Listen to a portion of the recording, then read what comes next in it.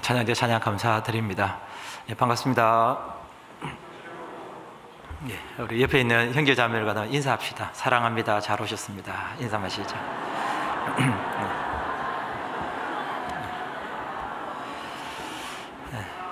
주일 뵈니까 반가우시죠? 감사합니다. 같이 하나님께 기도 드리도록 하겠습니다. 사랑과 은혜가 풍성하신 살아계신 하나님 아버지, 영원한 저주와 멸망을 받을 수밖에 없었던 저희들을 참으로 불쌍히 여겨 주셔서 예수 그리스도 십자가의 그 보배로운 피로 우리 모든 죄를 영원히 씻어주시고 영원한 천국에 대한 소망을 허락해 주신 그 크신 하나님의 사랑에 참으로 감사를 드립니다. 날마다의 삶 가운데서 우리를 구원해 주신 그 주님의 은혜를 찬양하며 또 주님께 감사하며 주님께 보답하는 마음으로 살아가는 제 삶이 될 수 있도록 하나님께서 도와주시옵소서. 때마다 일마다 하나님의 은혜와 능력을 간구하며 하나님께서 공급해 주시는 그 힘으로 저희들 이 세상 살아갈 수 있도록 인도하여 주시옵소서. 오늘 주일을 맞이하여 믿음이 귀한 형제 자매님들 한 자리에 불러 모아주신 것 감사를 드립니다. 어떤 마음으로 나왔든지 하나님께서 이 시간 함께 하여 주셔서 그 마음 속에 합당한 말씀으로 채워주시고 또 우리가 살아가는데 힘과 능력이 될 수 있도록 인도하여 주시옵소서. 회에서 복음을 전하시는 수많은 선교사님들 위에도 주님께서 함께 하여 주셔서 그곳에서 맡겨주신 복음의 사역 잘 감당하실 수 있도록 도와주시고 또 건강 지켜주시기를 기도드립니다.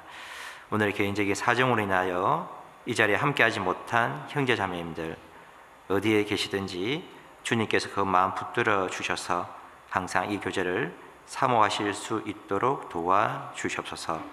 오늘 이 시간 시종을 주님께만 부탁드립니다. 이 모든 것 저희를 사랑하시는 우리 주 예수님의 이름으로 감사하며 기도드립니다. 아멘.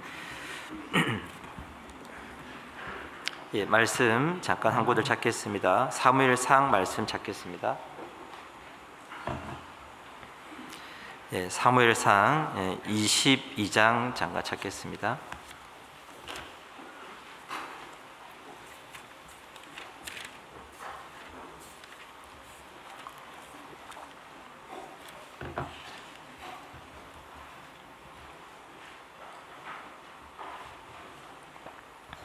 사무엘상 22장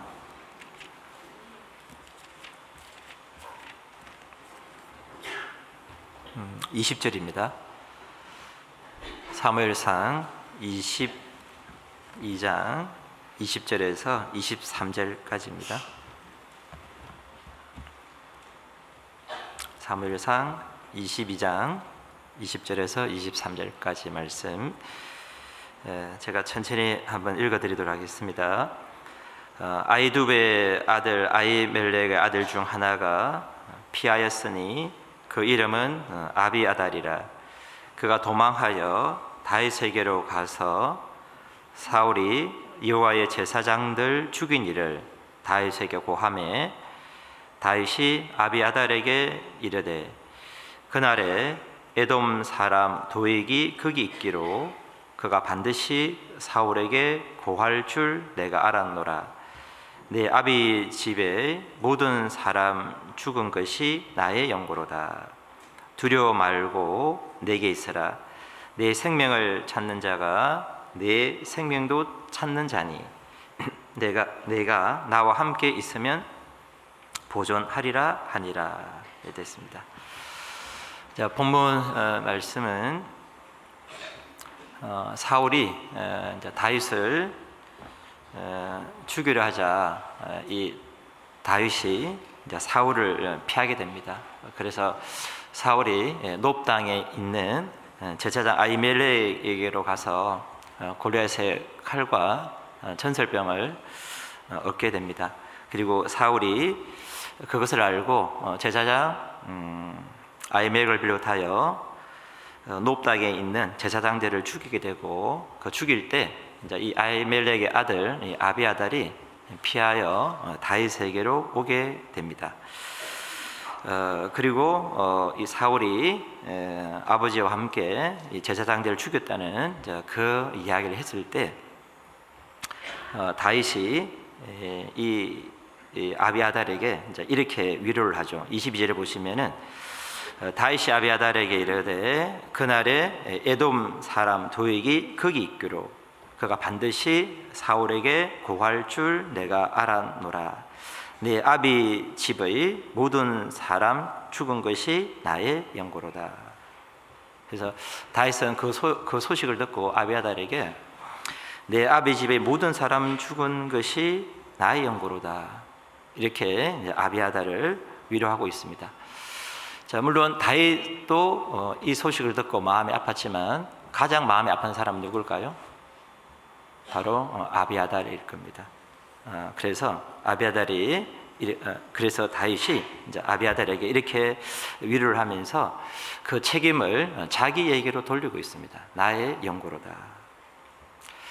다윗은 아비아달에게 다르게 이렇게 말할 수도 있을 겁니다. 아비아달아, 내 마음이 얼마나 아프니? 나도 참 마음이 아프구나. 사울 왕은 참 나쁜 사람이구나. 기회가 되면 복수를 하자. 그때를 기다리자. 자, 이렇게 아비아달을 위로했을 수도 있었을 겁니다. 그러나 다윗은 그렇게 위로하지 않았습니다. 내 아비 집의 모든 사람 죽은 것이 나의 영고로다. 다윗은 그 책임을 자기에게로 돌리면서 위로하고 있는 이런 다윗의 모습을 볼 수 있습니다. 자, 제사장 아히멜렉의 죽은 것이 다윗 책임입니까? 다윗 책임인가요? 아니죠. 사실 다윗은 책임이 없습니다. 잘못이 없습니다. 사실 사울 왕이 악한 거잖아요. 뒤에서 살펴보겠지만 다윗은 이 사건에 대해서 무죄한 것이 명백합니다. 다윗은 이 사건에 대해서 무죄가 명백하지만 그러나 무책임하게 말하거나 행동하지 않았다라는 겁니다. 다윗은 무죄했지만 이것을 무책임하게 여기지 않았다라는 거예요.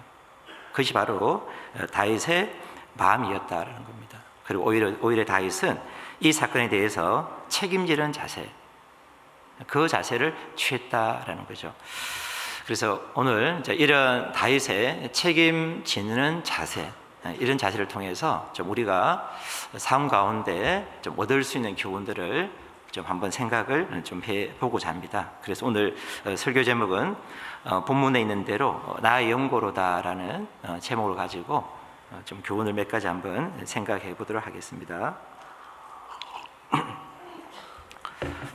요즘 시대를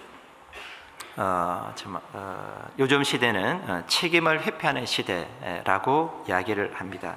그래서 무책임성이 점점 확대되고 있는 시대, 그 시대가 바로 우리 시대입니다.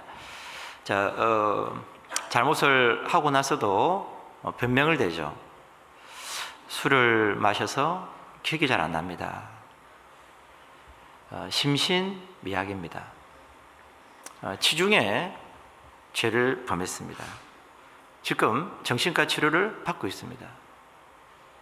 그러니까 자기가 했던 그 잘못에 대해서 책임을 지지 않고 책임을 점점 회피하는 시대, 그 시대가 바로 우리 시대죠.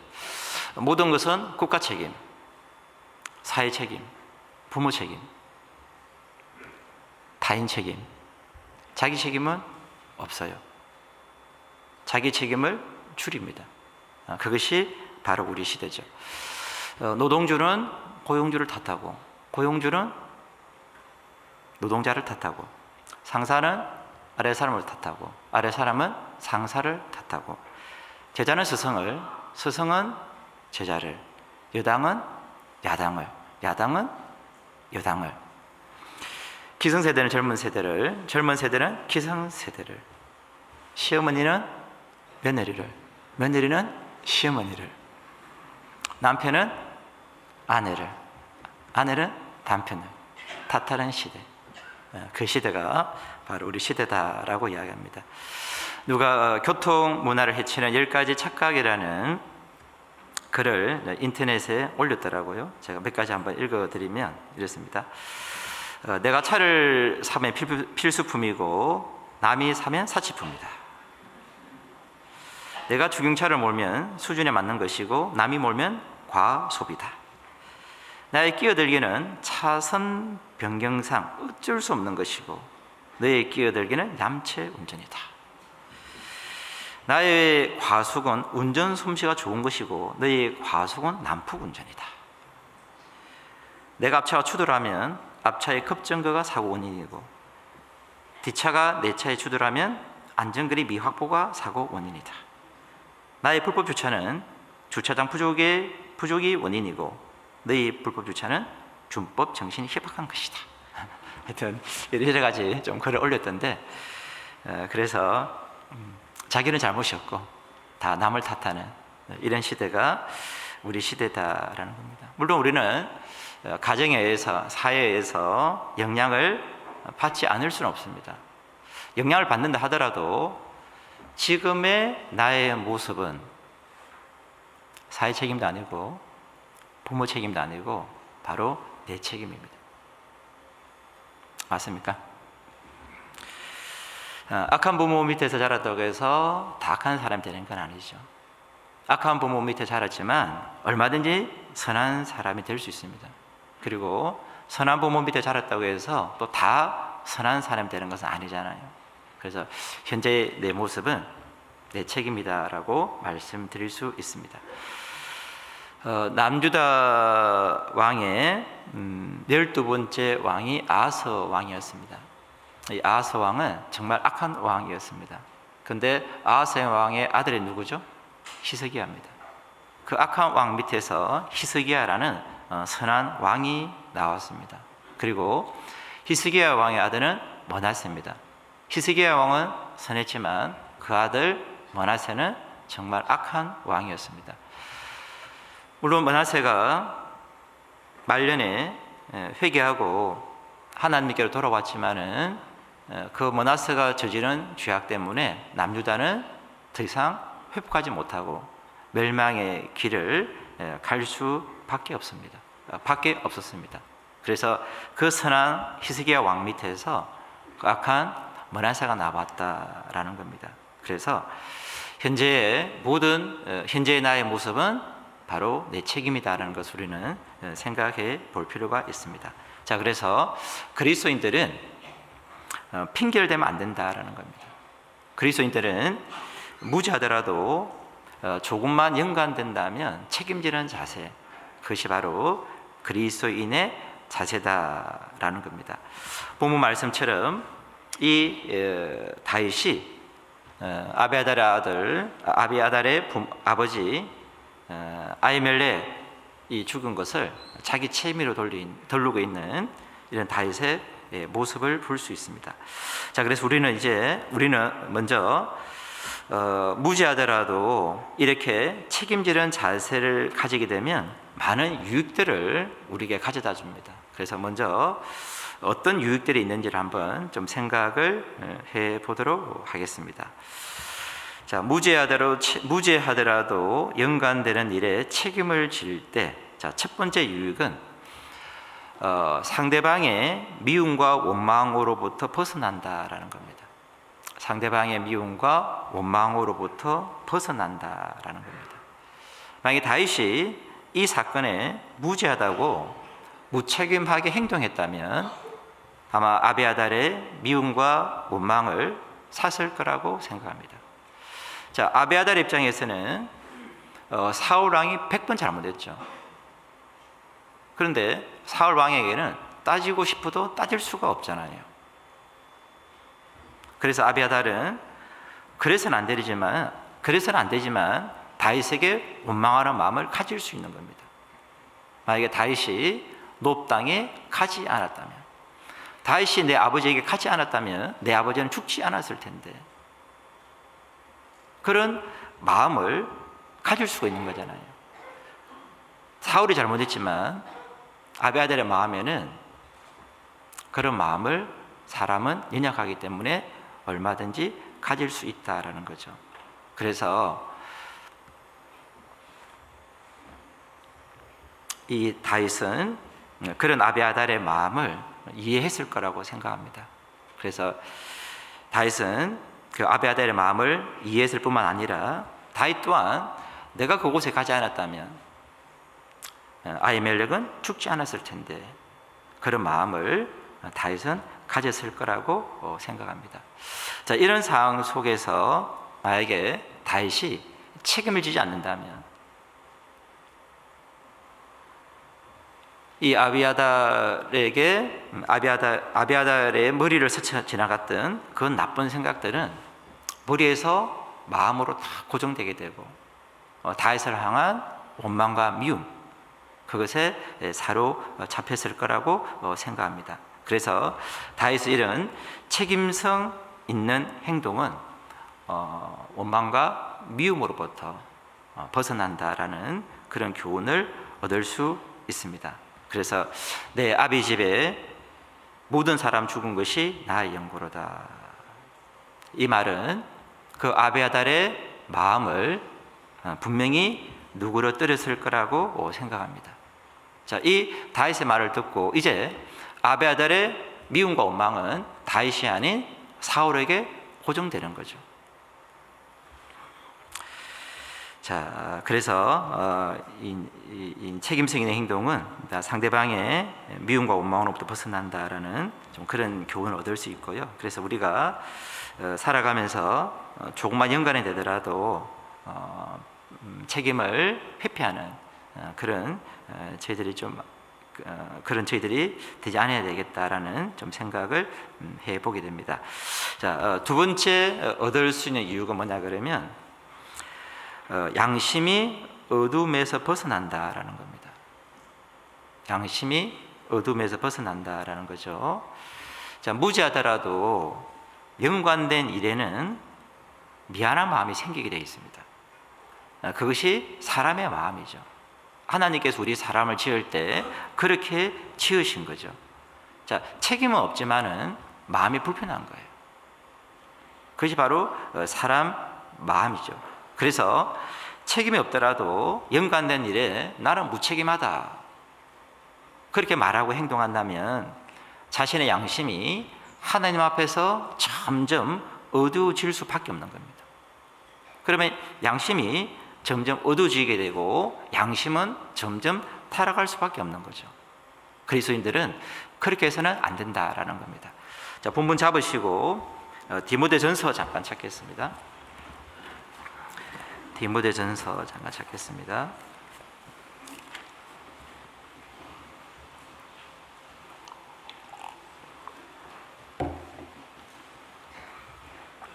디모데전서 1장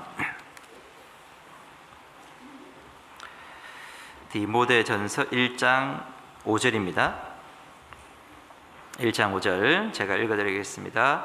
경계의 목적은 청결한 마음과 선한 양심과 거짓이 없는 믿음으로 나는 사랑이언을 돼 있죠. 선한 양심과. 그래서 우리가 구원받을 때 사실 이 선한 양심이 회복되는 거잖아요. 우리에게 선한 양심이 있습니다. 자, 1장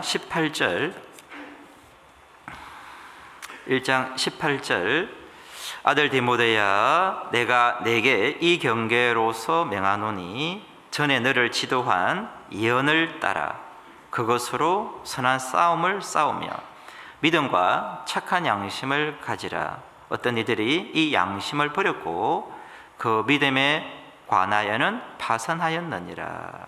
그 가운데 후메네오와 알렉산더가 있으니 내가 사단에게 내어준 것은 저희로 징계를 받아 해방하지 말게 하려 함이더라. 본 말씀에도 믿음과 착한 양심을 가지라라고 말씀하고 있습니다. 자, 이 착한 양심을 버리게 되면 믿음에서 파선하게 되는 겁니다. 하나님께 우리에게 주신 선한 양심, 착한 양심이 있다라는 거죠. 그래서 우리 양심의 진정한 자유를 누리기 위해서는 무지하더라도 연관된다면 책임성 있는 자세, 그 자세를 가질 때 우리 양심의 진정한 자유를 누릴 수 있다라고 말씀드리고 싶습니다. 자, 세 번째, 무책임하더라도 연관되는 일에 책임성을 질 때 어떤 유익이 있느냐. 세 번째는 상대방의 마음에 위로를 준다라는 겁니다. 상대방의 마음에 위로를 줄 수가 있습니다. 자, 책임성 있는 다윗의 말을 통해서 아비아다는 위로를 받았을까요? 안 받았을까요? 네, 받았을 것 같아요? 안 받을 것 같아요? 받았을 겁니다. 그잖아요. 그래서 나의 영고로다라고 책임을 지는 다윗의 말에 아비아달은 분명 위로를 받았을 겁니다. 자, 이 다윗의 말은 그 아비아달의 그 슬픔을 공감하는 말이잖아요. 그리고 아비아달이 자신의 감정을 토해내고 정화시킬 수 있는 그런 통로를 제공하는 말이었다라는 겁니다. 그래서 이렇게 말해주는 다윗을 향해서 아비아달은 다윗, 그것은 당신 책임이 아닙니다. 그것은 사울의 잘못입니다라고 말하며 다윗의 품에 안겼을지도 모릅니다. 그래서 책임성 있는 그 말은 상대방의 마음을 진정 위로해 준다라는 겁니다. 우리 사회는 책임지지 않습니다. 우리 사회는 책임을 조금이라도 회피하는 시대입니다. 그러니까 그 감정들이 정화될 수 있는 통로가 막혀버리는 거예요. 그 통로가 막히니까 이것이 다른 쪽으로 분출하게 되어 있는 겁니다. 그래서 우리는 정말 책임성 있는 말을 통해서 그 마음을 위로해주고 그 감정이 자연스럽게 표출될 수 있도록 그렇게 해주는 것이 우리에게 필요하다라는 생각이 듭니다. 자, 그리고 네 번째는 어떤 유익이 있을까? 네 번째는 사람을 얻는다라는 겁니다. 사람을 얻을 수 있습니다. 자, 이 아비아달은 이 사건 이후에 다윗의 제사장이 됩니다. 사무엘하 20장 찾겠습니다. 사무엘하 20장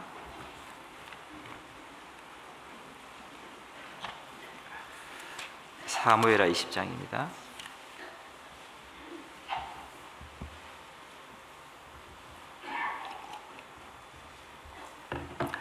사무엘하 20장 25절 사무엘하 20장 25절입니다. 같이 한번 읽겠습니다. 스왈은 서기관이 되고 사독과 아비아달은 제사장이 되고. 자, 아비아달은 다윗의 제사장이 되었습니다. 그리고 이 아비아달은 압살롬이 반역을 일으킬 때 이 아비아달과 사독은 왕궁에 남아 있었죠. 그리고 다윗에게 정보를 제공하는 그 역할을 이 아비아달이 담당하게 되죠. 사무엘하 15장입니다. 사무엘하 15장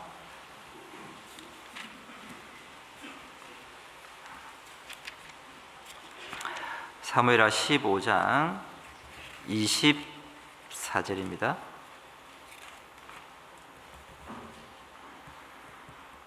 15장 24절 제가 읽어드리겠습니다. 사독과 그와 함께한 모든 레위 사람이 하나님의 언약궤를 메어다가 내려놓고 아비아달도 올라와서 모든 백성이 성에서 나오기를 기다리더니 왕이 사독에게 이르되 하나님의 궤를 성으로 도로 메어 가라. 만일 내가 여호와 앞에서 은혜를 얻으면 도로 나를 인도하사 내게 그 궤와 그 계신 데를 보이시리라. 그러나 저가 말씀하시기를 내가 너를 기뻐하지 아니한다 하시면 종이 여기 있사오니 선이 여기시는 대로 내게 행하시옵소서 하리라. 왕이 또 제사장 사독에게 이르되 내가 선견자가 아니냐? 너는 너희의 두 아들고 내 아들 아히마아스와 아비아달의 아들 르나단을 데리고 평안히 성으로 돌아가라. 너희에게서 내게 구하는 기별이 올 때까지 내가 광야 나루트에서 기다리리라. 사독과 아비아달이 하나님의 궤를 예루살렘으로 도로 메어다 놓고 거기 유하니라. 그래서 이 다윗이 압살롬을 향해서 압살롬을 피해서 도망갈 때 오히려 사독과 이 아비아달은 예루살렘에 남게 되고 거기서 다윗에게 정보를 제공하게 됩니다. 자, 만약에 이 아히멜렉의 죽음에 대해서 다윗이 책임을 지지 않았다면, 자, 아비아달은 다윗 곁에 있었을까요? 아마 다윗을 떠났을 거라고 생각합니다. 그래서 오히려 이 다윗의 책임성 있는 행동이 바로 그 아들 아비아달을 얻게 되었다라고 말씀드릴 수 있습니다. 그래서 우리가 오히려 책임성 있는 그런 자세를 취할 때 오히려 사람을 얻게 되는 그런 유익을 얻을 수 있다라고 말씀드릴 수 있습니다. 자, 그러면 우리가 살아가면서 이렇게 무책임하게 여기지 않는 그런 삶이 되기 위해서 우리에게 필요한 것이 무엇이냐라는 겁니다. 필요한 것은 바로 사랑이다라는 겁니다.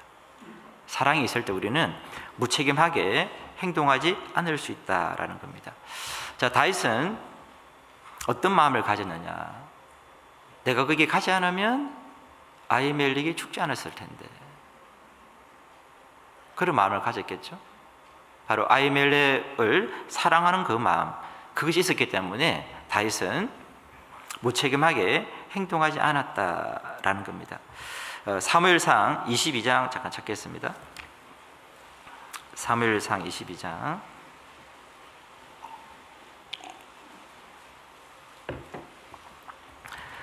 사무엘상 22장 14절입니다.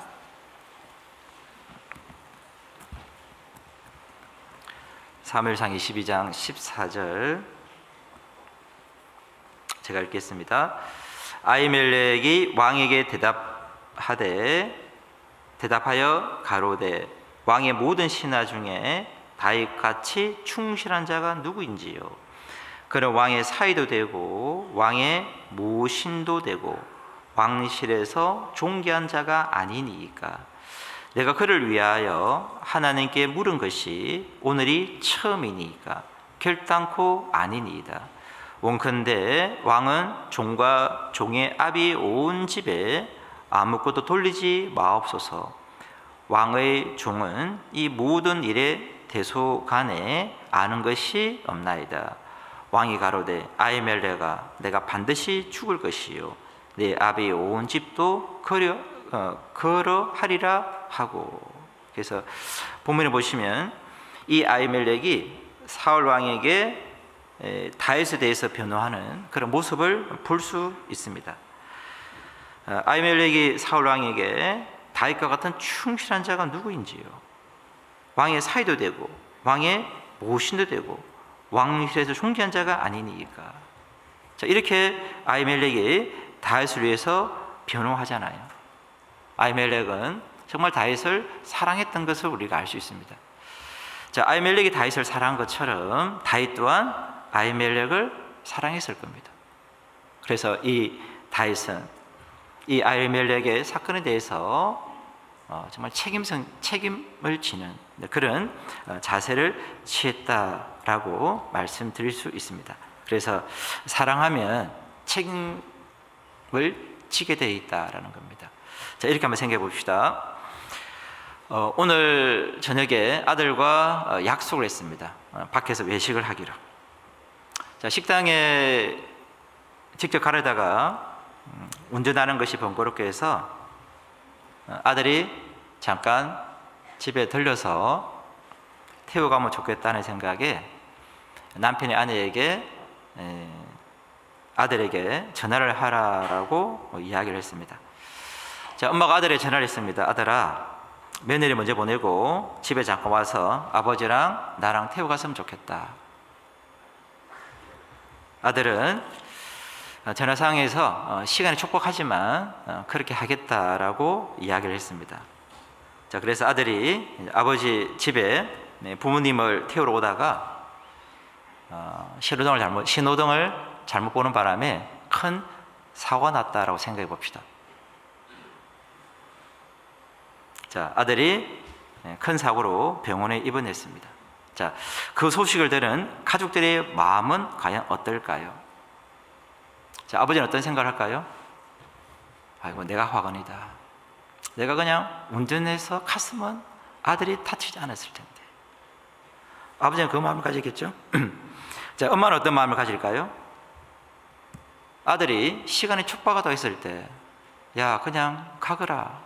아버지랑 나랑 갈게. 그렇게 했으면 됐을 텐데, 참 내가 잘못이다. 그러겠죠? 이게 사랑하면 내 책임이다 라는 생각을 가지게 되어 있다라는 겁니다. 자, 혹시 며느리가 원망하는 마음으로 이렇게 이야기할 수 있을 겁니다. 아버님, 직접 운전해 오시죠. 왜 직접 운전 안 하셨어요? 그럼 아버님은 뭐라 그럴까요? 그래, 며느라, 잘못했다. 내가 운전해 갔어야 되는데. 그렇게 아버지는 이야기하지 않겠습니까? 사랑하면은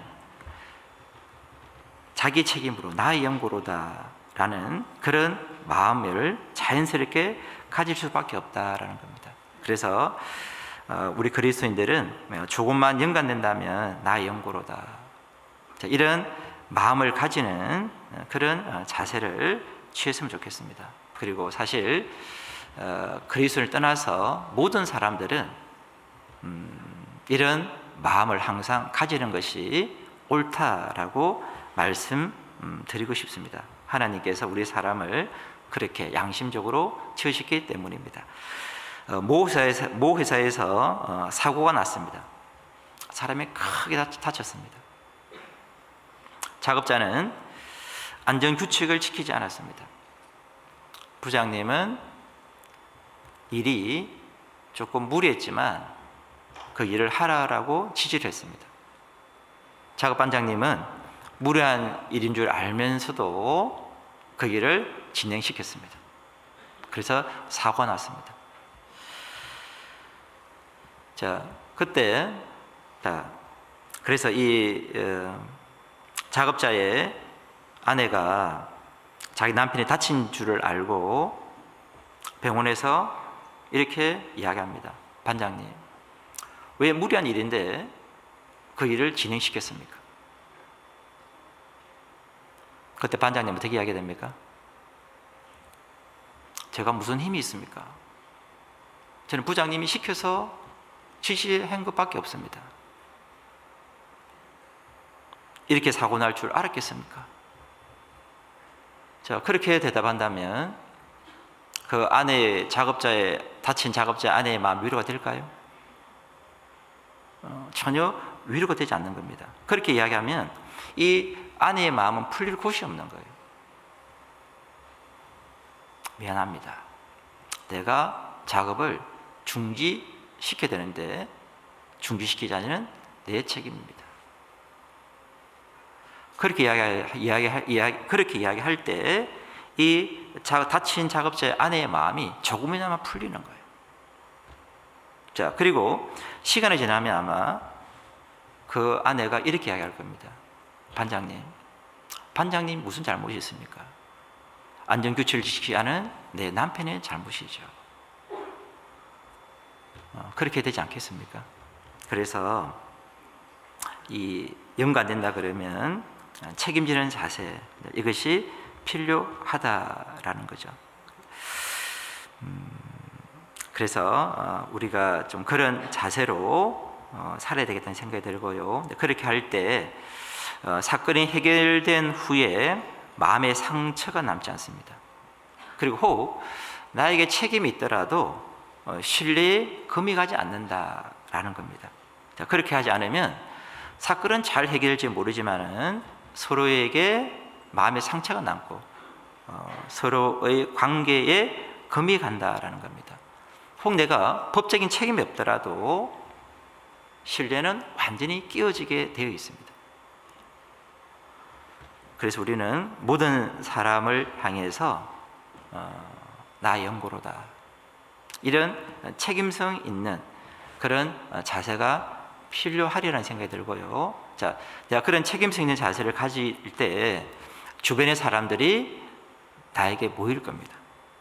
그리고 그런 자세로 살아갈 때 하나님께서 나에게 귀한 영혼을 붙여 주시리라고 생각합니다.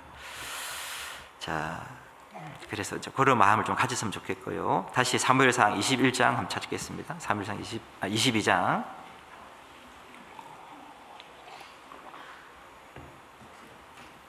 22장 21절 다시 한번 보겠습니다. 22장 21절 다시 읽겠습니다. 사울의 제사장들을 죽인 일을 다윗에게 고하매 다윗이 아비아달에게 이르되 그 날에 에돔 사람 도익이 거기 있기로 그가 반드시 사울에게 고할 줄 내가 알았노라. 내 아비의 집의 모든 사람 죽은 것이 나의 연고로다.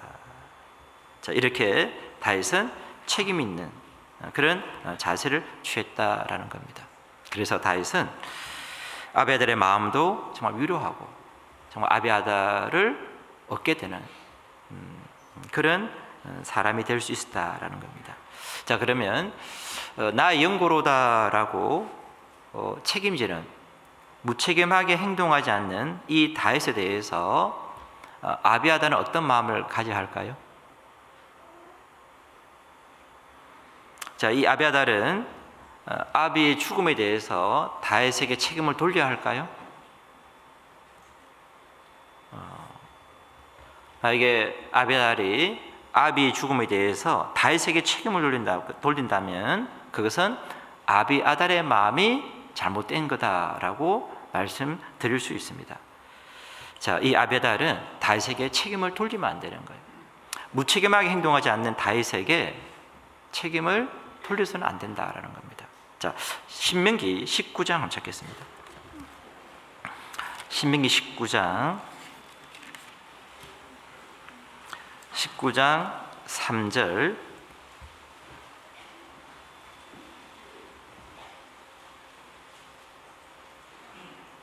신명기 19장 3절입니다. 신명기 19장 3절 제가 읽겠습니다. 내 하나님 여호와께서 내게 유업으로 주시는 땅의 전체를 3구로 분하여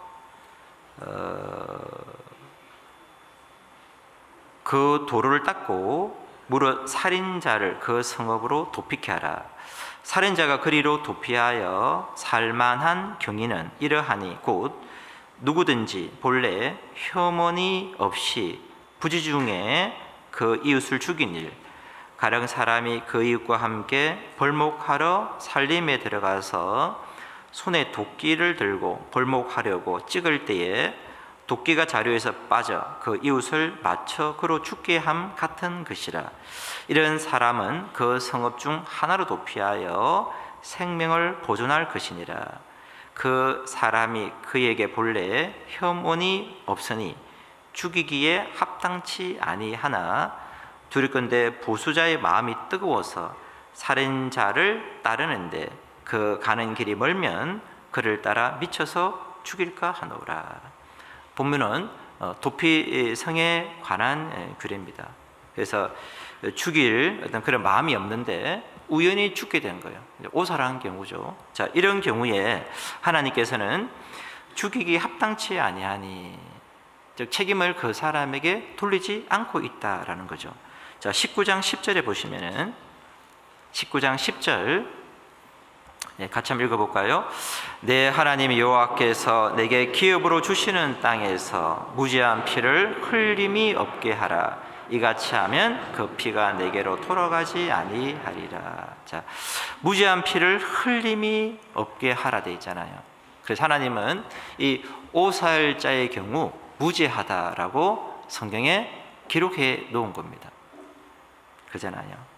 자, 그러면 의도성이 없이 오살한 경우도 하나님이 무죄다라고 이야기했다면 다윗의 경우는 무죄입니까? 무죄가 아닙니까? 무죄죠. 다윗은 명백한 무죄다라는 겁니다. 자, 다윗은 명백한 무죄지만 나의 영고로다. 이렇게 책임성 있는 행동을 했다라는 겁니다. 자, 그러면 이런 다윗의 책임성의 행동에 대해서 아비아달은 다윗에게 원망하는 마음, 서운한 마음들을 다 버려야 되겠죠. 아비아달은 다윗에게 어떤 책임도, 어떤 서운함도 가져서는 안 된다라는 겁니다. 무죄지만 책임을 갖고 자신을 위로해주고, 그리고 제사장의 직분을 준 다윗에게 아비아달은 오히려 고마운 마음을 가지는 것이 당연하다라고 생각이 됩니다. 만약 아비아달이 아버지의 일로 인해 다윗에게 서운한 마음을 마음 한구석에 남겨둔다면 그것은 옳지 않다라고 생각이 됩니다. 물론 사람은 연약하기 때문에 짧은 순간 다윗이 그곳에 가지 않았다면 그런 생각이 떠오를 수는 있지만은 아비아달은 그 마음을 완전히 정리를 했어야 되는 거죠. 혹 마귀가 그런 생각을 집어넣더라도 아비아달은 다윗에게 어떤 서운한 마음도 가져서는 안 되는 겁니다. 마음을 잘 깨끗하게 정리를 했어야 한다라는 겁니다. 자, 그러면 아비아달은 이 다윗에 대해서 자기 마음을 완벽하게 정리를 했을까요? 자기를 책임을 지고 위로해주고 제사장까지 삼은 다윗에 대해서 아비아달은 마음을 잘 정리를 했을 것 같습니까? 안 했을 것 같습니까? 1번 잘했다, 정리를 잘했다. 2번 순함을 조금 남겨두었다. 3번 잘했다가 다시 순함이 생겼다. 몇 번 같습니까? 정확하게는 잘 몰라요. 100% 정확하게 아비아달이 어떤 마음인지는 사실 알 수는 없습니다. 알 수는 없는데 추측해 볼 수 있는 성경 구절은 있습니다. 아비아달의 마음이 어땠을까? 열왕기상 잠깐 찾아봅시다. 열왕기상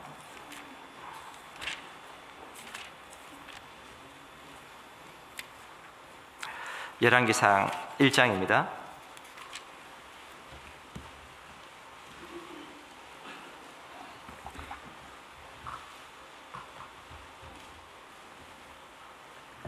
열왕기상 1장 7절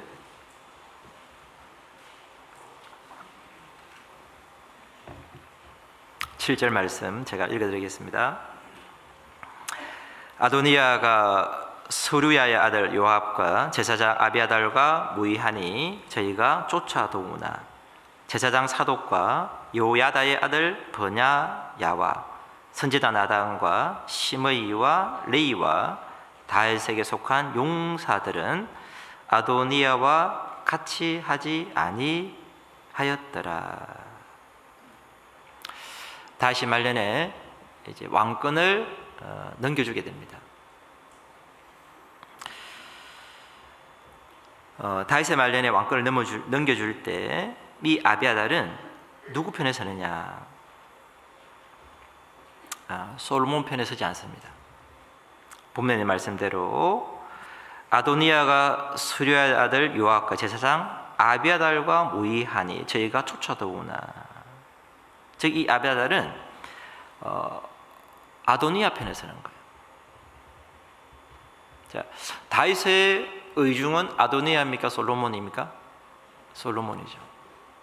그런데 이 아비아달은 다윗의 의중과 다르게 아도니아 편에 섰다라는 겁니다.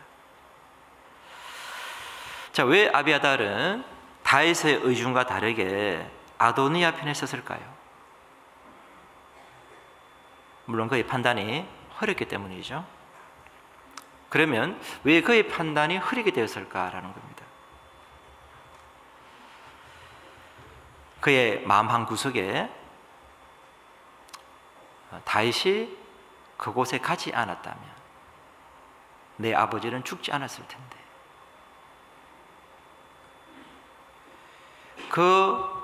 언론은 그 서운한 마음을 완전히 정리하지 못하지 않았나라는 생각을 제 나름대로 해봅니다. 제 나름대로.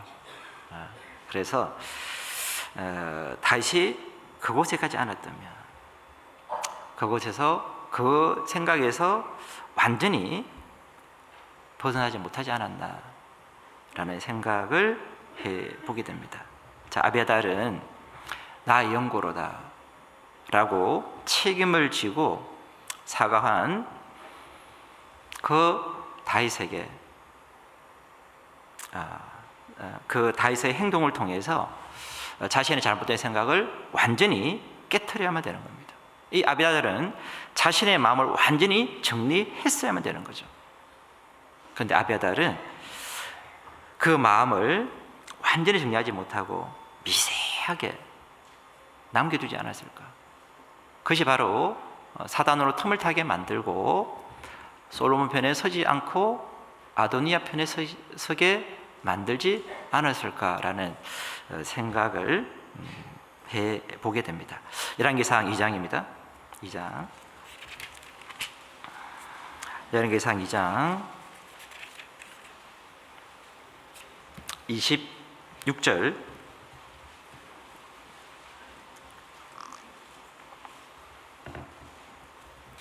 열왕기상 2장 26절입니다. 왕이 제사장 아비아달에게 이르되 내 고향 아나도스로 가라. 너는 마땅히 죽을 자로되 내가 내 부친 다윗 앞에서 주 여호와의 궤를 메었고 또 내 부친이 모든 환난을 받을 때에 너도 환난을 받았은즉 내가 오늘날 너를 죽이지 아니하노라 하고. 솔로몬 왕은 이 제사장 아비아달을 결국 파면시키죠. 고향으로 돌려보냅니다. 물론 죽임을 당하지는 않았죠. 이것은 은혜입니다. 그렇지만 이 아비아달의 인생의 말로가 이렇게 되었다라는 겁니다. 왜 아비아달의 인생의 말로가 이렇게 되었을까? 다윗이 그때 그곳에 가지 않았다면, 그 마음을 정리하지 못했기 때문이지 않을까라는 생각을 해보게 됩니다. 그래서 누군가 나에게 정말 사과를 한다든지 책임성 있게 책임을 지고 나에게 용서를 구한다면 우리는 그 서운한 마음들을 마음에 남겨두면 안 된다는 거죠. 그 마음들을 깨끗하게 우리는 정리를 해야 된다라는 겁니다. 그렇지 않으면 우리의 판단은 흐려지게 되고 마귀가 틈을 타게 될 수도 있다라는 겁니다. 잠언 19장 잠깐 찾겠습니다. 잠언 19장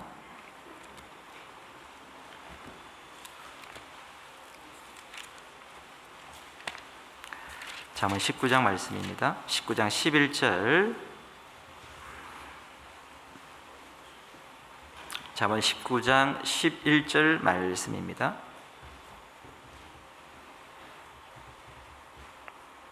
잠언 19장 11절 같이 한번 읽어보도록 하겠습니다. 노하기를 더디하는 것이 사람의 슬기요 허물을 용서하는 것이 자기의 영광이니라. 자, 허물을 용서하는 것이 자기의 영광이니라 되어 있죠. 하나님은 나의 모든 허물을 다 용서해 주셨습니다. 그것도 예수 그리스도의 피로 영원히 다 용서해 주셨잖아요. 하나님은 자기의 영광을 위해서 나의 죄를 영원히 다 씻어 주셨습니다. 우리는 그 사랑을 받았지 않습니까? 그 사랑을 받은 우리는 다른 사람의 허물 또한 우리는 용서해 줘야 된다는 거죠. 그것이 바로 그리스도인으로서 가져야 할 마땅한 자세입니다. 잠언 10장 말씀입니다. 잠언 10장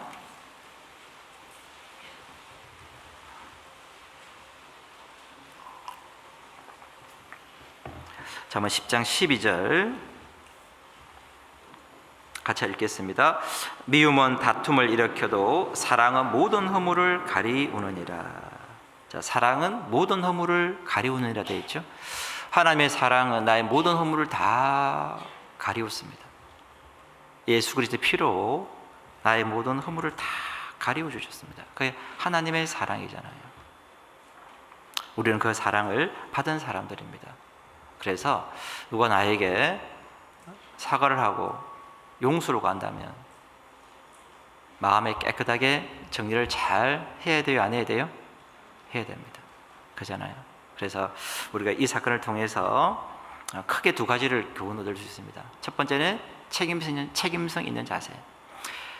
무죄하지만 연관된다 그러면 내가 책임을 져야 되겠다. 그 자세가 필요하고요. 그리고 두 번째, 누가 나에게 사과를 하고 용서를 구한다면 서운함을 남겨둬야 됩니까? 깨끗하게 정리해야 됩니까? 깨끗하게 정리해야 되겠다. 그 두 가지 교훈을 우리가 좀 얻을 수 있습니다. 자, 그래서 이 내용을 통해서 계속 우리가 신앙생활을 잘하려 그러면 바로 그 두 가지 자세가 우리에게 필요하다라고 좀 말씀 드리고 싶고요. 그래서 오늘 설교를 통해서 제가 마지막으로 딱 두 가지만 요약해서 좀 말씀을 드리고 싶습니다. 자, 첫 번째 자세는 나의 영고로다입니다. 우리는 모든 삶의 자세에 있어서 나의 영고로다. 자, 이 자세를 정확하게 취해야 된다라는 겁니다. 자, 이렇게 생각해 봅시다. 자, 그래서 나의 영고로다 이 자세를 가지게 되면 행복해져요. 이게 마음이 모아집니다. 다툼이 해결이 되게 돼 있습니다. 그잖아요. 자, 이렇게 생각해 봅시다. 자, 집에서 부부 싸움을 했습니다. 어떤 마음을 가져야 됩니까? 나의 영고로다. 내가 조금만 참았다면 안 싸웠을 텐데. 그잖아요. 나의 영고로다. 그러면 그냥 가정이 화목해요. 근데 싸웠는데 당신이 잘못했잖아. 이렇게 시작하면 어떻게 됩니까? 이게 더 불이 붙는다고요. 그래서 뭐예요? 나의 영고로다. 이게 필요하잖아요. 자, 가정이 잘 화목치 못합니다. 어떤 자세가 필요하죠? 나의 영고로다. 내가 집에서 좀 더 밝게 웃고 내가 좀 더 고운 말을 사용했다면 우리 가정이 화목했을 텐데 내가 그러지 못했구나. 나의 영고로다. 가정이 화목하지 못한 것은 남편 책임이 아니고 나의 영고로다. 가정이 화목하지 못한 것은 아내 책임이 아니라 나의 영고로다. 그 자세가 우리에게 필요하다라는 겁니다. 자, 내가 신앙생활을 잘하지 못합니다. 어떤 마음을 가져야 됩니까?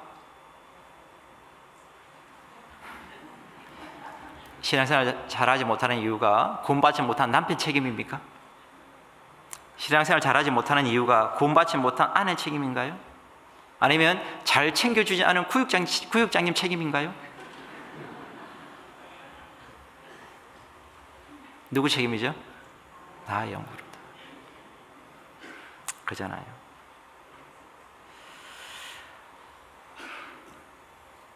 물론 구역장님 잘 챙겨주면 도움은 되겠죠.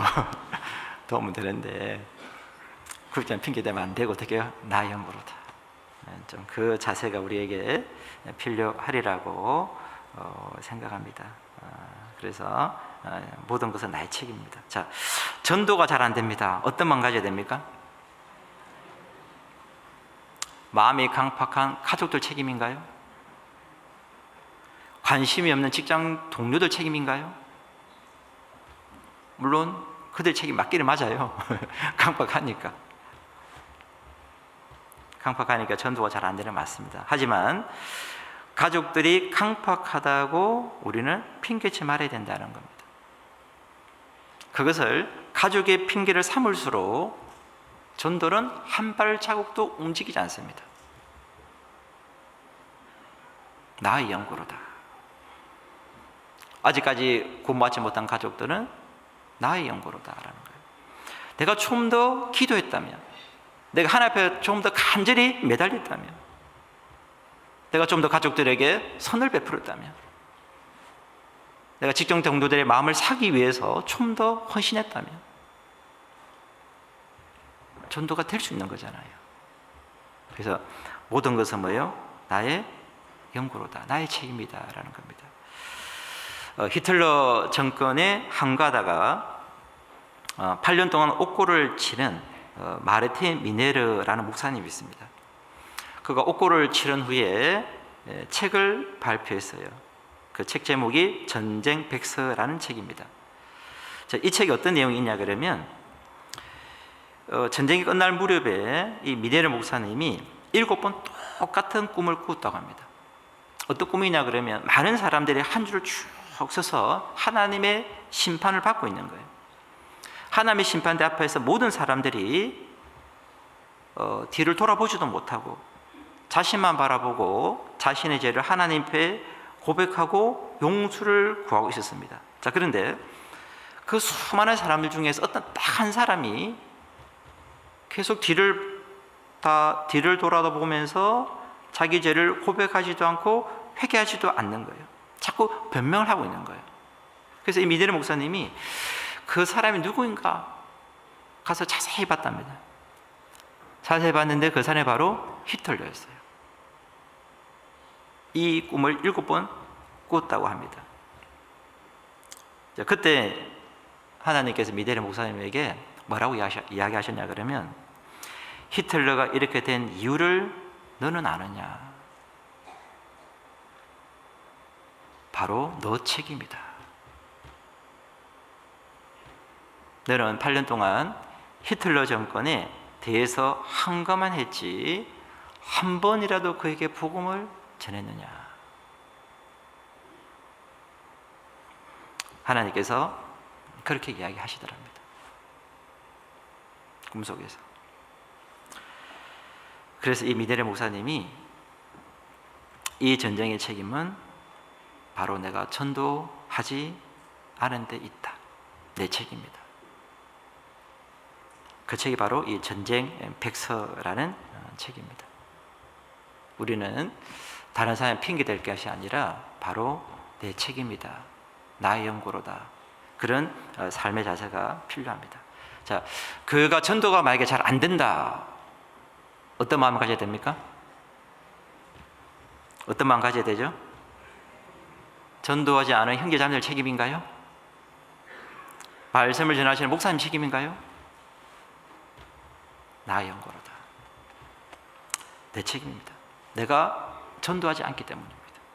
내가 간절히 기도하지 않기 때문입니다. 우리는 나의 영고로다. 그 자세가 필요합니다. 자, 교회가 구역이 부서가 하나가 잘 안 됩니다. 활성화 잘 안 됩니다. 어떤 마음 가져야 되죠? 마음을 잘 모아주지 않은 형제자매 책임인가요? 열심히 일하지 않은 구역 이분들 책임인가요? 누구 책임이죠? 나의 영고로다. 내가 좀 더 적극적으로 참여하면 되는 거잖아요. 내가 좀 더 희생하면 되는 거잖아요. 그래서 우리는 모든 일에 있어서 나의 영고로다. 이런 마음을 가졌으면 좋겠습니다. 우리가 교회 생활을 하면서 교회에 부족한 것들이 보일 때도 있습니다. 그죠? 어떤 마음 가져야 됩니까? 나의 영고로다. 그런 자세가 필요하리라고 생각합니다. 자, 그래서 첫 번째 나의 영고로다. 이 마음을 좀 가졌으면 좋겠고요. 자, 두 번째는 당신 덕분입니다. 그래서 잘 되는 것은 어떻게 됩니까? 당신 덕분입니다. 좀 이런 마음을 가졌으면 좋겠습니다. 자, 가정이 화목합니다. 어떻게 이야기해야 됩니까? 나의 영고로다 그러면 안 돼요. 그때는 가정이 화목되면 어떻게 되죠? 당신 덕분입니다. 당신이 밖에서 고생한 덕분입니다. 당신이 아내에서 아이를 잘 키워준 덕분이죠. 당신이 밥을 잘해준 덕분입니다. 그렇게 당신 덕분입니다. 그렇게 했으면 좋겠어요. 자, 교회가 전도가 잘 됩니다. 어떤 마음을 가져야 됩니까? 나의 영고로도 그러면 안 돼요. 잘 되면 어떻게 해요? 참 우리 우리 수고해 주신 구역장님 덕분이죠. 우리 수고해 초장님 덕분이죠. 카페에서 커피를 맛있게 내려준 우리 봉사진 형제자매 덕분이죠. 주방에서 밥을 맛있게 주는 우리 어머니의 자매님 덕분이죠. 반갑게 인사를 해준 형제자매님 덕분이죠. 말씀을 잘 전해준 강사님 덕분이죠. 그래서 우리는 당신 덕분입니다. 그런 마음을 가졌으면 좋겠습니다. 자, 구역이 잘 되고 부서가 잘 되면 어떤 마음 가져야 됩니까? 형제자매님 덕분입니다. 구역장님 덕분입니다. 부서장님 덕분입니다. 어머니장 덕분입니다. 봉사님 덕분입니다. 네. 그런 마음을 가지면 어떻게 하나가 될까 안 될까요? 잘 되겠죠. 더 잘 될 겁니다. 우리가 그런 마음이 필요하다라는 거죠. 저희 교회에서 이전에 이제 중고등부 전도 집회를 하고 나서 청년들이 쓰레기 정리를 했습니다. 쓰레기가 너무 많이 나왔어요. 그래서 뭐 뒤에 차에 실었는데 트렁크에 안 들어가요. 다 실을 수가 없어요. 그래서 이제 트렁크에 다 실을 수 없다 보니까 이 형제님이 자기 차 뒷문을 딱 열면서 쓰레기를 뒷좌석에 탁 집어넣더라고요. 그래서 이제 그 지저분한 쓰레기 봉투를 탁 뒷좌석에 싹 이제 집어넣으면서 이제 차를 몰고 탁 가면서 너무나 기뻐하는 거예요. 쓰레기를 차에 뒷좌석에 가득 싣고 가면서 기뻐하시는 형제님. 제가 그 형제님 모습을 보면서 참 감사가 되었습니다. 그리고 한편으로 저 형제님을 하나님이 얼마나 기뻐하실까.